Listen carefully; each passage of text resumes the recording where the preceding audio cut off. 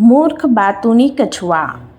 किसी तालाब के किनारे एक कछुआ रहता था और उसी तालाब में दो हंस भी रहते थे, जिस कारण हंस और कछुए में दोस्ती हो गई थी।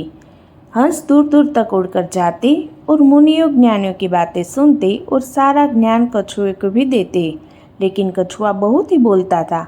वह 1 मिनट के लिए चुप नहीं रह पाता था।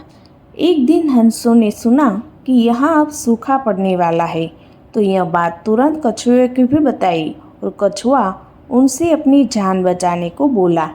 हंस उसकी जान बचाने के लिए तैयार हो गए। फिर हंस एक लकड़ी की टहनी लेकर आया और बोला, दोनों किनारों से हम अपने चोंच से पकड़ते हैं, तुम बीच में अपने दांतों से लकड़ी को पकड़ लेना।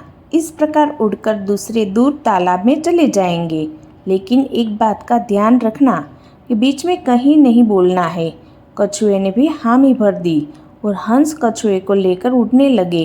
रास्ते में गांव में यह नज़ारा बच्चों ने देखा तो चिल्लाने लगे कि वो देखो, कछुआ उड़ रहा है।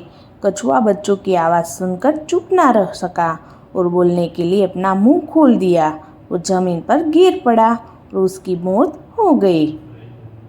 इस कहानी से हमें यह शिक्षा मिलती है कि हमें कुछ भी बोलने से पहले वहाँ की परिस्थितियों को समझ लेना चाहिए, क्योंकि बिना किसी कारण के बार बार बोलना भी कभी बहुत महंगा पड़ सकता है।